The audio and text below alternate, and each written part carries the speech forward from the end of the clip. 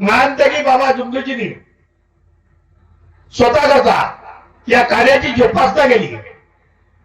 बाबांना असं समजलं की बा आपल्यासारखे या धर्तीवरती अनेक दुःखी लोक आहेत, आपल्याप्रमाणे त्यांच्याकडे सुद्धा दुःख आहे। जसं मला या दुःखातून जो त्रास झाला त्यांना सुद्धा दुःख असल्यामुळे त्यांना सुद्धा त्रास आहे। ही ओळख स्वतःकडे घेऊन त्यांनी दुःखी लोकांना मार्गदर्शन केलं आणि त्यांचं सुद्धा दुःख दूर व्हायला सुरुवात झाली। आणि पाहता पाहता हा मोठा जनसमुदाय आपल्या समोर आज दिसतो आहे की महानतगी बाबा जुमदुजीची कृपा आहे। महानतगी बाबा जुमदुजींनी स्वतःच्या स्वार्थाच्या माध्यमातून या कार्याची जोपासना केल्यानंतर त्यांनी जे दुःख या समाजामध्ये पाहिलं आणि परमपूज्य परमात्मा एक शोक मंडळाची स्थापना केली। मानव धर्माचा प्रसार मानवाने मानवापरी मानवतेला वागलं पाहिजे आणि एकाने दुसऱ्याला मदत केली पाहिजे हा विचार समोर ठेवून बाबांनी कार्याला सुरुवात केली आहे। आज तुमचं आमचं दुःख दूर झालं नसतं तर हे कार्य या कार्याला मदत किंवा या कार्याच्या माध्यमातून चांगलं ना वाईट आम्ही समजू शकलो नसतो। आणि आज या ढोलबारा परिसरामध्ये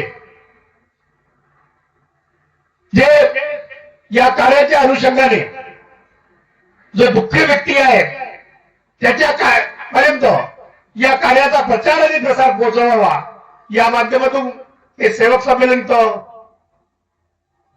घेतलेलं आहे। वेळ भरपूर झालेली आहे, का बोलावं कसं बोलावं, कारण की बोलत असताना प्रत्येक विचार ठेवत असताना वेळ भरपूर असते, वेळ भरपूर लागतो। तरी पण एक उदाहरण देतो मी पटकन आपली जागा घेतो, कारण की अध्यक्षाचं बोलणं व्हायचंच आहे आणि 4:45 हा वेळ इथं झालेला आहे। तेव्हा सेवकांनी चर्चा बैठकमध्ये जाणं किती महत्वाचं आहे या अनुषंगाने एक उदाहरण सांगतो आहे। दर शनिवारी आपल्या परमपूज्य परमात्मा एक सेवक मंडळाच्या मानव धर्म या आपल्या सांस्कृतिक भवनामध्ये प्रत्येक शनिवारी संध्याकाळी 7 वाजता चर्चा बैठक सुरू होते। या चर्चा बैठकीमध्ये अनेक लोक येतात। जवळपास आजची जी संख्या जर पाहिली विचारात घेतलं तर प्रत्येक शनिवारी 2-2.5 हजाराच्या वर लोक राहतात। रोड पुरतं जाम होते, आतला परिसर पुरतं जाम होते। नवीन जो कोणी लेट येईल सेवक त्याला बसायला जागा मिळत नाही आणि चांगले चांगले विचार या चर्चा बैठकीच्या माध्यमातून लोक सेवक देत असतात। आणि एक विचार असा आला, एक दिवशी एक बाई चर्चा बैठकीच्या माध्यमातून बोलायसाठी उभी झाली आणि तिने प्रसंग समोर ठेवला। त्या बाईचं म्हणणं असं होतं की माझ्याकडे बरेच दिवसापासून कार्य आहे, परंतु त्या कार्याच्या माध्यमातून कसं वागायला पाहिजे ही वागणूक मला न कळल्यामुळे बऱ्याचशा बाया आपण पाहतोय की त्यांना असं वाटते की मी कुटुंबामध्ये राहत असताना मला कुटुंबामध्ये जास्त काम करण्याची आवश्यकता भासली नाही पाहिजे, त्या माध्यमातून टाळाटाळीची भूमिका जास्त बाया घेतात आणि त्याच माध्यमातून की बाई मला जास्त काम मिळालं नाही पाहिजे म्हणून की बाई नेहमी की आपलं आजारपणाचं दुःख घरच्या लोकांना सांगायची आणि आज हात दुखते तर उद्या पाय दुखते तर परवा पोट दुखते या माध्यमातून ती काम चुकारपणा करत होती आणि त्या माध्यमातून तिला मानसिक त्रास आणि दुःख सहन करावं लागत होतं। अशाच प्रकारे एक दिवस तिच्या कुटुंबामध्ये काही सेवक लोक आले आणि चर्चेहून चर्चा निघाली आणि त्या चर्चेमध्ये तिथं डोळे उघडले गेले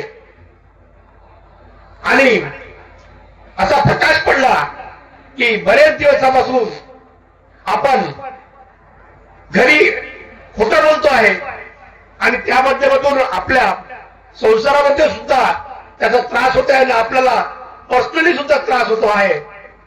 हा त्रास त्या लोकांसमोर तिने व्यक्त केला. तेव्हा ते जे काही सेवक लोक आले होते तिच्या परिचयाचे, त्यांनी सांगितलं, बाई तू आपल्या घरी ही गोष्ट सांगितली का? तिने सांगितली, मी म्हणजे आजपर्यंत मी गोष्ट सांगितली नाही. मला अशी भीती आहे की जर मी घरच्या लोकांना जर सांगितलं तर घरचे लोक मला आकलून द्यायला मागे पुढे पाहणार नाही. जर अशा प्रकारचा जर मी घरच्या कुटुंब असताना जर मी ही गोष्ट जर सर्वांना सांगितली किंवा घरच्या माझ्या माणसाला सांगितली तर मला आकलून देतील. आणि त्या विचारातून त्या भीतीपोटी मी घरच्या लोकांना माझा त्रास किंवा माझे हे विचार मी सांगितले नाही. आणि त्या माध्यमातून त्या लोकांनी तिला समजवलं की बाई, कुटुंबामध्ये राहत असताना ज्याप्रमाणे आपण एकत्रितपणे कार्य करतो, सुखदुःखामध्ये सामील झालं पाहिजे. आणि सुखदुःखामध्ये सामील होत असताना जे काही तुझ्यावर जो काही त्रास आहे तो प्रत्येकाने तू म्हण किंवा प्रत्येक कुटुंबातील सदस्यांनी आपला त्रास समोर ठेवला पाहिजे, सत्यानं वागलं पाहिजे आणि एकतेचे कार्य केले पाहिजे. याप्रमाणे तिने घरी त्यानंतर प्रसंग सांगितला आणि तिचे दुःख दूर झाले. दुःख दूर झालं ते एक दिवस तिने त्या चर्चेच्या बैठकीमध्ये ती जसाच्या तसा तिने या माईकवरती सांगितलं. आणि तो परिणाम असा झाला, माझ्याकडून एका जणाचं कार्य सुरू होतं, त्याला कोण होता, तो सीआरपीएफ मध्ये होता आणि त्याची सुद्धा परिस्थिती तीच होती. त्याला असं पाठदुर्ग त्याच्या हातावरती दिसायला लागलं आणि त्यांनी जेव्हा त्याचं जांच केली तेव्हा असं वाटलं, त्याला असं सुद्धा निदान लागलं की तुला सोयरेसिस आहे म्हणून. तेव्हा त्यांनी त्या हॉस्पिटलमध्ये, त्या मिलिटरीच्या हॉस्पिटलमध्ये तेव्हा चेकअप केलं आणि त्या माध्यमातून त्याला काही दिवसाच्या सुट्ट्या मिळाला. त्याला फार आनंद झाला की या माध्यमातून मला सुट्ट्या मिळते आहे. आणि तो वारंवार त्याचं ते दुःख सामोर दाखवत गेला आणि सुट्ट्याचा उपभोग घेत गेला आणि ते दुःख त्याचं वाढत गेलं. इतकं वाढलं तर म्हणून अंगावरती आलं ते दुःख. आणि दुःख अंगावरती आलं म्हणजे पांढरे कोण त्याला अंगावरती आले. आणि त्या बाईचा जो प्रसंग सांगितला तो प्रसंग तो त्या दिवशी त्या चर्चा बैठकीमध्ये होता. चर्चा बैठकीचं महत्व जाणून घ्या. तो व्यक्ती त्या दिवशी चर्चा बैठकीमध्ये होता. तिने जो प्रसंग सांगितला त्यांनी तो डोक्यामध्ये घेतला. तो प्रसंग की जर आपल्याकडून काम चुकारचं झालं तर त्याचा काय परिणाम होऊ शकते, खोटं बोलण्याचा काय परिणाम होऊ शकते, तो त्यांनी आपल्या मनावर घेतला. दुसऱ्या दिवशी माझ्याकडे सकाळी आला आणि तो सांगू लागला की काल काकाजी म्हणे तुम्ही त्या चर्चा बैठकीमध्ये होता का? मी म्हटलं होतो. आणि म्हणे त्या बाईनी म्हणे असा असा प्रसंग सांगितला. म्हटलं हो, तुझं काय म्हणणं आहे त्यावरती? काकाजी म्हणे तीच परिस्थिती माझी आहे, मला सुट्ट्या भेटल्या पाहिजे म्हणून मी जाणून बदलून तो प्रसंग वारंवार समोर ठेवून तो प्रसंग मी समोर ठेवत होतो. त्या माध्यमातून सुट्ट्या बघत होतो. आज माझी अशी परिस्थिती आहे की मला खूप त्रास होतोय काकाजी मध्ये. मी म्हणलं जे काही तू ऐकलं आहे, जे काही तू समजलं आहे ते सर्व भगवंता समोर ठेव. आणि त्या दिवसापासून त्या व्यक्तीला चांगला आराम पडत गेला. म्हणण्याचं तात्पर्य असं आहे, हे काही जे चर्चा बैठक आहे, हे चर्चा बैठक आमच्या जीवनामध्ये प्रगती घडवण्याचं एक माध्यम आहे. आम्हाला सामोर जाण्यासाठी ही आमची कार्यशाळा आहे. तेव्हा या चर्चा बैठकीचा उपयोग आम्हाला आमच्या जीवनामध्ये चांगलं कार्य घडवून घेण्याकरता करता आला पाहिजे.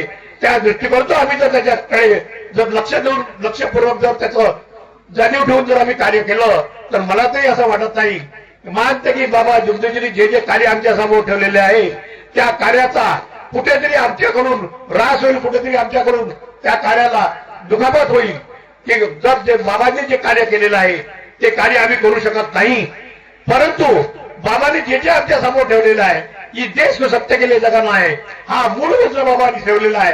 तेव्हा सत्य तेव्हाच तयार होईल जेव्हा आम्ही आमच्या कुटुंबामध्ये सत्याचा पूर्ण कार्य आम्ही करू. आमच्या कुटुंबामध्ये जर सत्याचं कार्य झालं तर आम्हाला असत्यपणाची चीड येईल आणि सत्याने चालण्यासाठी आमच्या मागे आमचे मुलं आहेत, आमचं पूर्ण कुटुंब आहे ते सुद्धा आमच्या घरामध्ये एक प्रकारची भीती राहील की खोटं बोललं असत्याने वागलं तर त्याचा दुष्परिणाम होऊ शकते की हे सर्वांना कळणं फार गरजेचं आहे. आज वेळ भरपूर झालेला आहे, बोलता बरंच काही येते, परंतु वेळेला महत्व ठेवून मी माझ्या बोलण्याला इथंच विराम देतो आणि आजच्या या कार्याच्या अनुषंगानं आयोजकांनी इथं कार्य घेऊन जो काही आम्हाला इथं आमचा जो मान सन्मान केला, आम्हाला बोलण्यासाठी इथं जे काही आम्हाला वेळ मिळाला त्याबद्दल आयोजकांचे मनापासून मी आभार व्यक्त करतो आणि माझ्या शब्दाला विराम देतो. धन्यवाद, नमस्कार. धन्यवाद काकाजी.